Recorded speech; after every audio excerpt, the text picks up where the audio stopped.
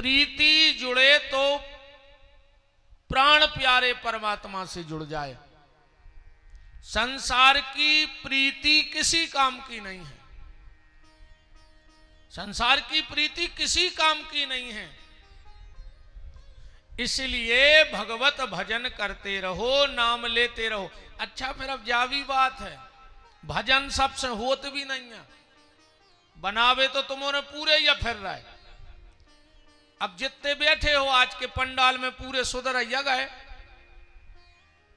अबे तो बिल्कुल तुम्हारे ऐसे कहा है कि सूजी के सो धागा न कर दिए, बिल्कुल सीधो एक बुरा पूरे सुधर गए। बैठे बैठे तुमने जैया सोच रहा है हम भी भजन करें।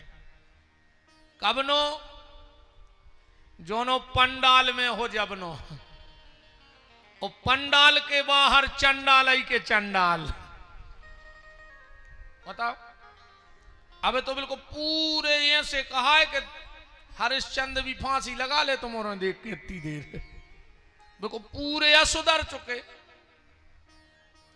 काश जितना अच्छा भाव हमारा पंडाल में रहता है, उससे थोड़ा सा भी भाव अगर घर में बना रहे तो तुम्हारा घर मंदिर बन जाएगा, मेरी गारंटी है।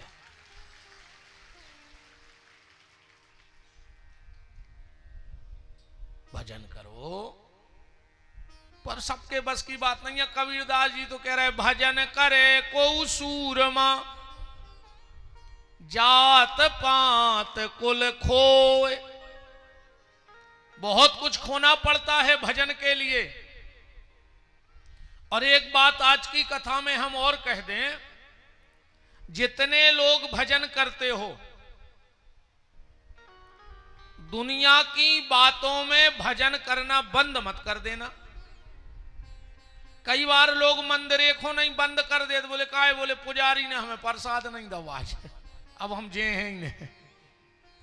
कछु राम धुन में जावे में ये में बंद कर दे, तो बोले उनने हमारे सामने से तारें उठा लेंगे, अब हमें जाना ही नहीं है। इतनी सी बात पे भजन बंद कर दिया तुमने। हनुमान जी जब लंका गए तो राक्षसों ने हनुमान जी को लातें मारी। बात तो ठीक है, लात मारी। लिखा है सुंदरकांड तो पढ़ते होगे, मारा ही चरण, उचट उचट के पीछे से राक्षस हनुमान जी को लात मार रहा है। हनुमान जी सोच लेते कि होगा भजन, हो गई सीता की खोज, हम तो घरे चले। पर हनुमान जी ने कहा नहीं, चाहे लात मारो चाहे बात मारो, पर हम अपने लक्ष्य से हटने वाले नहीं हैं, हम भक्ति की तलाश करके रहेंगे। तो जब हनुमान जी लात खा के भी भजन बंद नहीं करते, और हम लोग बात पे भगवान का भजन बंद कर देते हैं।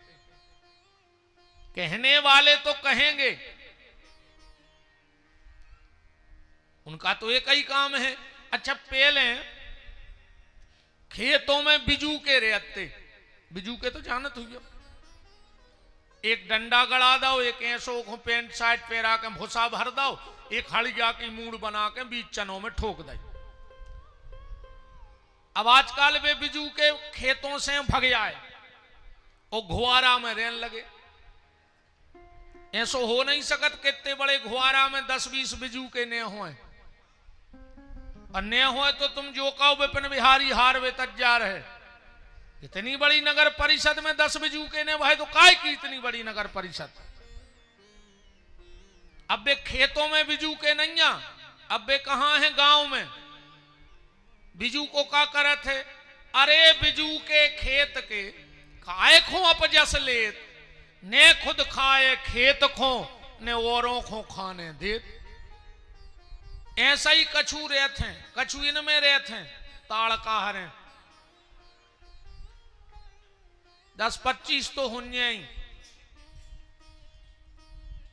अब पता तुम्हारे करियो के वे बिजू के कुआं घुआरा के जिंदगी कोनो मंदिर नहीं गए, जिंदगी कबू राम धुन में नहीं गए, जिंदगी कबू प्रभात फेरी में नहीं गए। पर जोन बेचारे अपने प्रभात फेरी निकाल रहे हैं, राम धुन कर रहे, बे निकरे अज्जे दरवाजे रोड पे बैठे बैठे पता क्या कर, अब कई भज जाए इनको तो बेमाना है, ये तो सीधे जे हैं हरिश्चंद्र ने कर गए, मुंह में कीड़ा पार के मार हो रे। ध्यान राखियो जो ये भक्तों की तर्क करत हो, मर जे हो कीड़ा पार के मार हो, पूरो घुआरा तमाशो देखे तुम आओ। भगवान को एक स्वभाव है कि प्रबल प्रेम के पाले पड़कर प्रभु को नियम बदलते देखा, पर खुद का मान भले टल जाए पर भक्त का मान न टलते देखा। भगवान खुद को अपराध तो क्षमा कर दे। जब रावण ने सीता हरी, कौन उन्हें राम जी से कही मारो रावण को, राम जी बोले की गलती का है? बोले न तुम्हारी पत्नी को हर लाओ। बोले जो तो सांसारिक है, लड़ाई झगड़ा चलत रहे, हम भगवान हैं। तो बोले तुम रावण को कभी नहीं मारोगे। बोले रावण गलती तो करे, और जिस दिन रावण ने एक गलती कर दी, क्या उठ करके विभीषण की छाती में लात मार दी। राम जी ने कहा उठाओ धनुष बाण, अब इस पापी का अंत होना है, क्योंकि इसने मेरे भक्त को मारा है। तो ये ठाकुर जी का स्वभाव है। तुम दरवाजे में बैठे बैठे हरिश्चंद्र कर गए विमान पे जे, वो तो विमान ही पे जे है। मानो तुम मर हो, कुत्तों की मौत है गांव में। कुत्ता तो अच्छे मरे होंगे, तुमने मारे ऐसे। कछुए ने मेरे थे दो चार। अगर बेचारी दो चार बहनें सोच ले के ये दुनियादारी के काम तो लगे ही रहे, अपन तो सोमवार के सोमवार भजन बांध ले। अब वे तो बेचारी ढोल की मजीरा झूला तारे लेके मंदिर जा रही। अब जे बैठी बैठी करें कि मीरा या ने कर गई, भक्तन यहाँ जा रही। तो बातो भक्तन बन है ही, मन तुम ऐसी चुड़ैलन बन हो, ऐसी डायन बन हो। हमाओ निवेदन है कि बिजू के ने बनो, तुमसे नहीं हो रहा हो भजन ने करो, पर जो कर रहा हो करन दे, कम से कम तारकें तो नहीं करो।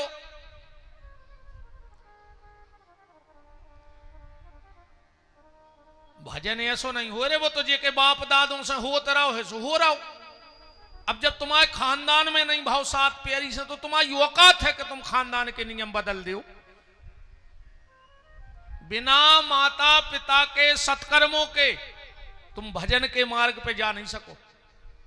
अगर तुम्हारे माता पिता सत्कर्मी रहे होंगे तो तुम धर्म के मार्ग पे जाओगे, और अगर माता ही पिता सत्कर्मी नहीं रहे तुम कहां से चले जाओ। इसलिए कभी भी किसी की निंदा मत किया करो, पर नाम जप करो जितना अधिक से अधिक कर सको। कल की चर्चा में हम लोग सृष्टि की उत्पत्ति की चर्चा सुन रहे थे, कैसे भगवान महाशिव ने शक्ति को प्रकट किया, कैसे महाशिव ने विष्णु नारायण और सत्यनारायण बनाए, कैसे ब्रह्मा जी को प्रकट किया, कैसे ब्रह्मा जी को श्राप मिला, कैसे पुष्कर की उत्पत्ति हुई, कैसे ब्रह्मा जी को पूजा का स्थान दिया गया। ये सारी चर्चाएं कल आप कथा में सुन रहे थे। कल हमने आपको यह भी बताया था कि हमारे सनातन धर्म में बीच में अर्थी उतारी क्यों जाती है, कब से ये परंपरा हमारे सनातन धर्म की है कि जब मुर्दा घर से उठता है और शमशान जाता है तो बीच में एक जगह उसको विश्राम दिया जाता है। श्री सूत जी महाराज सोनक ऋषियों से कह रहे हैं कि अब ब्रह्मा जी विष्णु और शिव खड़े हैं। भगवान शंकर ने अपने मुंह से 5 मंत्र प्रकट किए। संसार के जितने भी मंत्र हैं वो किसी विद्वान के, किसी आचार्य के, शंकराचार्य भगवान के बनाए हुए मंत्र हैं, पर ये 5 मंत्र भगवान शिव ने अपने मुंह से प्रकट किए। उनमें सबसे पहला जो मंत्र था वो था ओम। दूसरे मुंह से शिव जी के जो मंत्र निकला वो था 12 अक्षर मंत्र, ओम नमो भगवते वासुदेवाय। तीसरा मंत्र निकला नवार्ण, ओम एम ह्रीम क्लीम चामुंडाय विच्चय नमः। चौथा मंत्र भगवान शिव के मुंह से निकला गायत्री मंत्र, ओम भूर भुवः स्वः। आगे बोलने का अधिकार नहीं है, क्योंकि जो गायत्री के साधक बैठे होंगे, जो त्रिकाल संध्या वाले बैठे होंगे, वो मेरी बात को समझेंगे।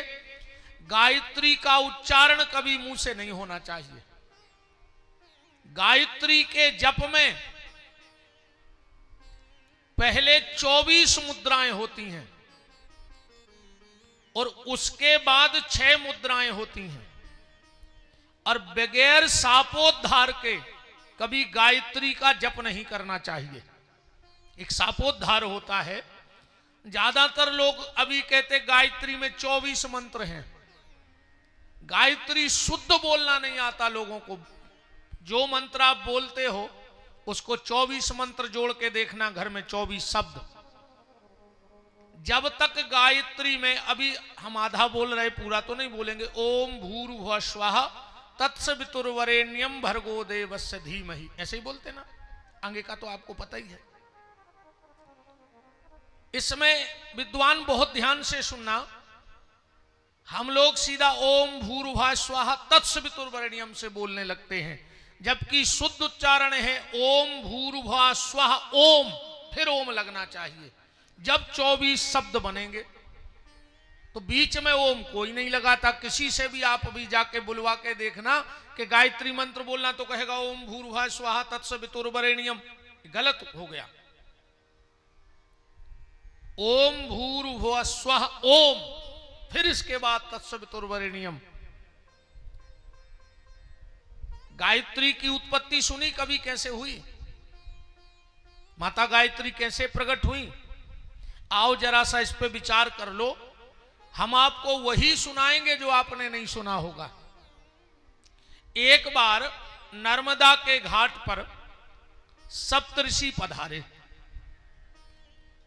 और जब सप्तऋषि पधारे उसी समय ब्रह्मा जी आ गए।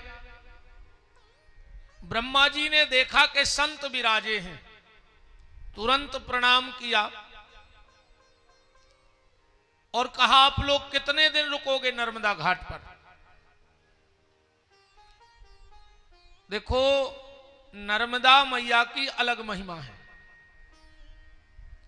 गंगा पाप धोती है,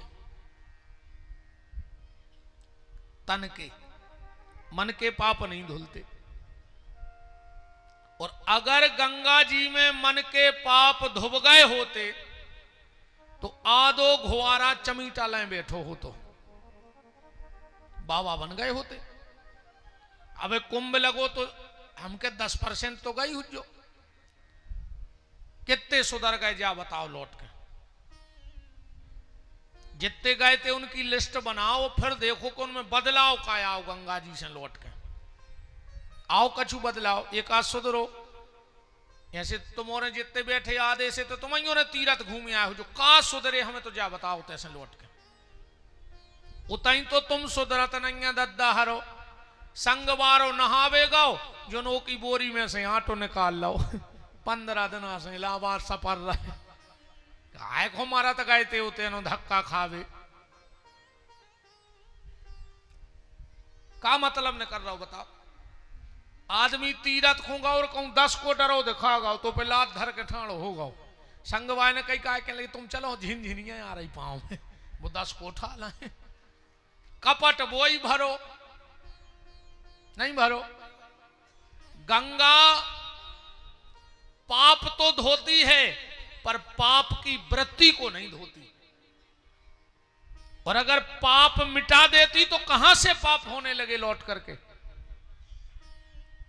गंगा पाप धोती है पर नर्मदा पाप नहीं धोती, पाप की वृत्ति को ही खत्म कर देती है। तुम एक बार नर्मदा परिक्रमा करके लौट आओ, तुम्हारा जीवन अपने आप बदल जाएगा। और जितने लौटे हो उनकी जिंदगी देख लियो तुम, क्योंकि नर्मदा में पाप की वृत्ति धुलती है और गंगा में पाप धुलता है। एक बात और हमारी ध्यान से सुन लो। लोग गंगा जल लाते हैं, नर्मदा जल लाते हैं।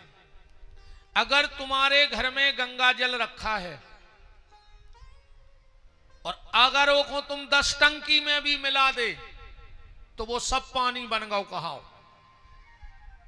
जब भी गंगा जल या नर्मदा जल मिलाओ तो खाली बर्तन में पहले जल डालो तीर्थों का, फिर उसमें तुम 50 टंकी भी पानी डाल दे वो तो सब गंगा जल कहा है। और पानी में अगर जल मिला रहे हो तो वो सब पानी बन गओ। इसलिए जब भी तीर्थों का जल बनाना हो तो पहले खाली बर्तन में चाहे 1 बूंद तीर्थ का जल डालो, फिर उसमें ऊपर से कितना भी जल डालते जाओ वो सब गंगा जल कहाएगा, नर्मदा जल कहाएगा।